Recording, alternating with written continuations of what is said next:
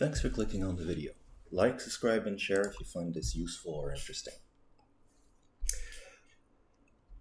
Hard surfacing is hard. Hard surfacing is very, very hard. Right now, I'm showing you a variation of the model we've built so far that I actually like. I think it looks good. I think all the blends are reasonable. And I don't see the type of problem that I was showing you in the last video when I did the zebra and I pointed out that one of those curves that I had manipulated had created a flaw in the design. It's really hard to explain what makes curves good or not and whether you will obtain the result you were really after.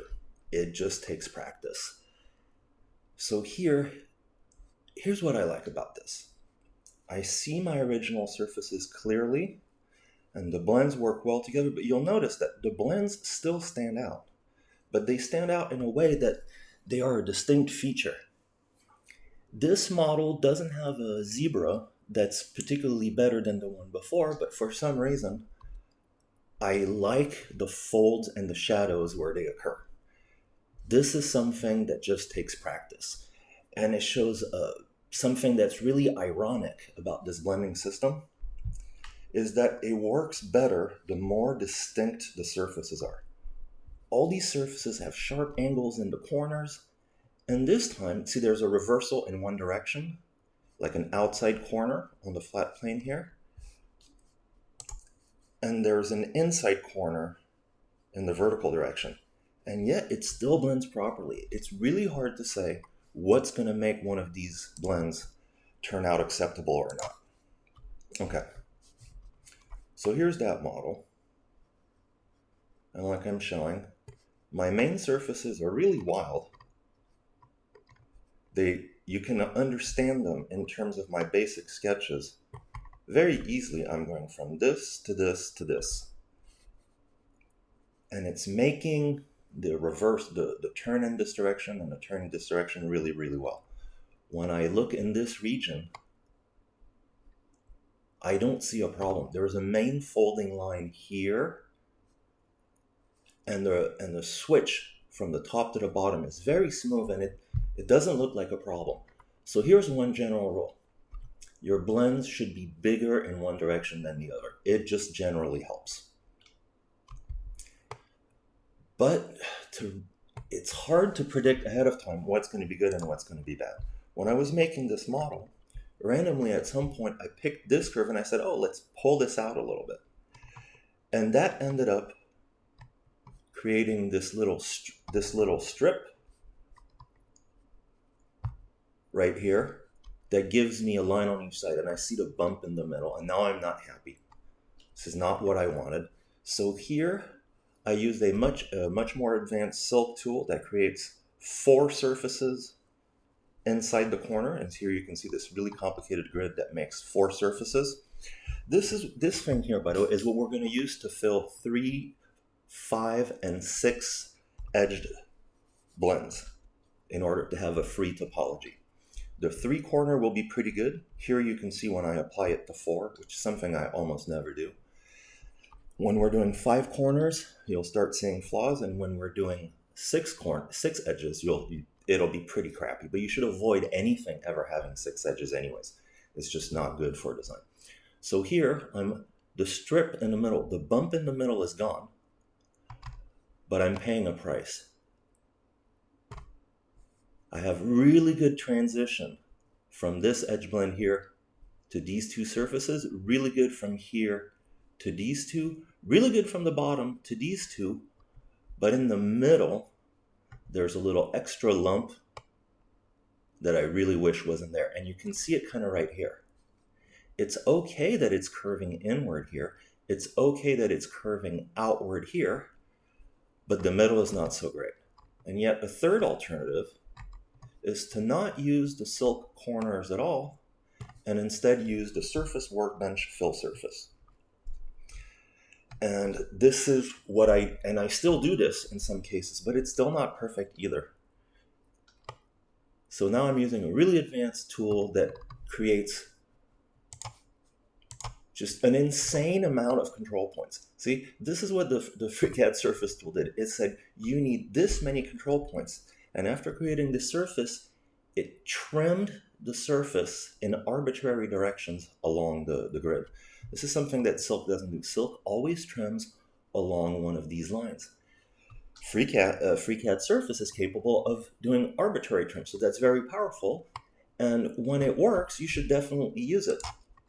But be aware that these higher level CAD tools aren't perfect. And so here it's giving me these weird folds in different directions, and it's still not perfect. So you can chase more expensive or more advanced tools all you want.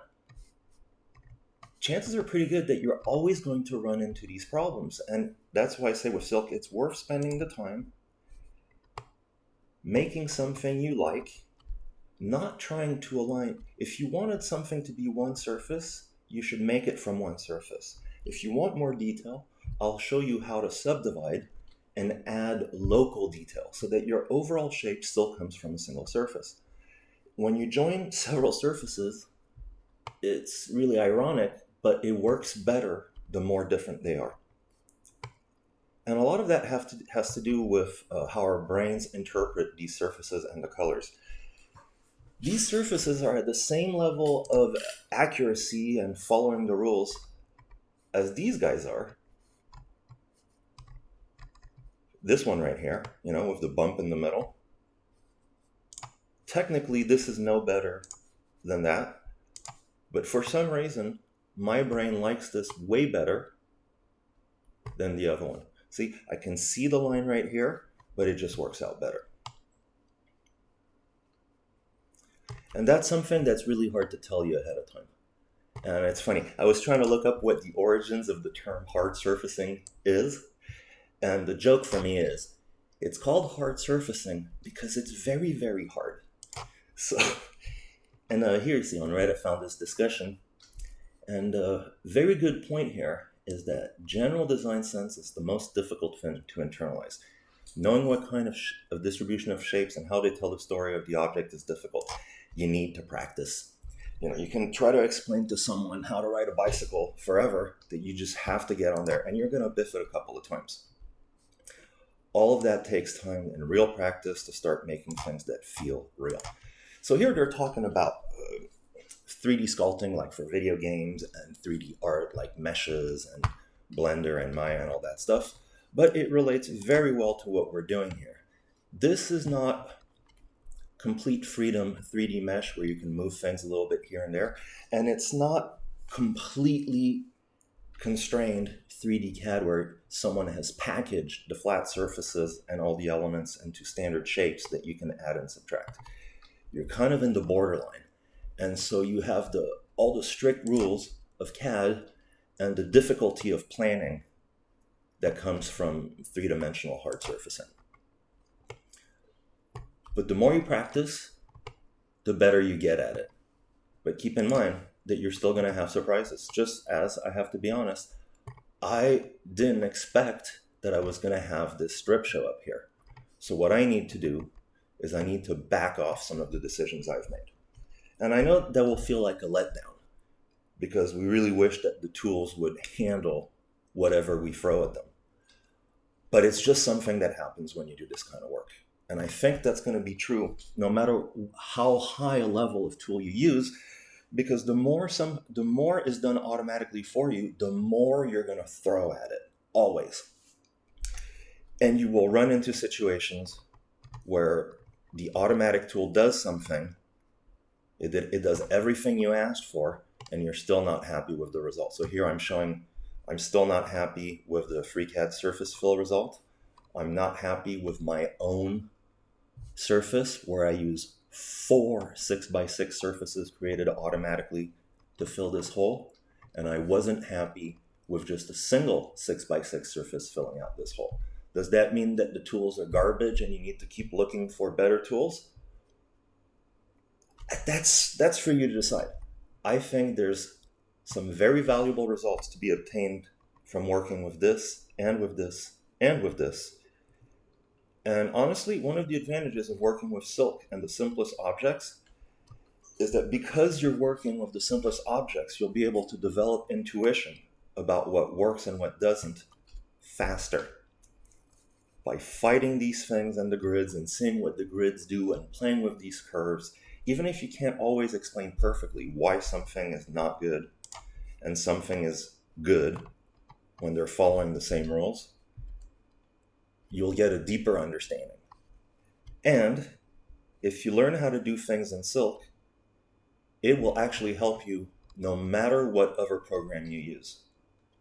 Because Silk works at a very, very basic level, the lessons you learn in Silk will help you in any NURBS program you ever use. It would even help you if you decide to use a 3D mesher, because it'll give you an idea of the steps you're trying to do in order to maintain the character of your general design as you refine the quality of the surface. All right, so next time we're going to bring this object back to a very, very simple shape,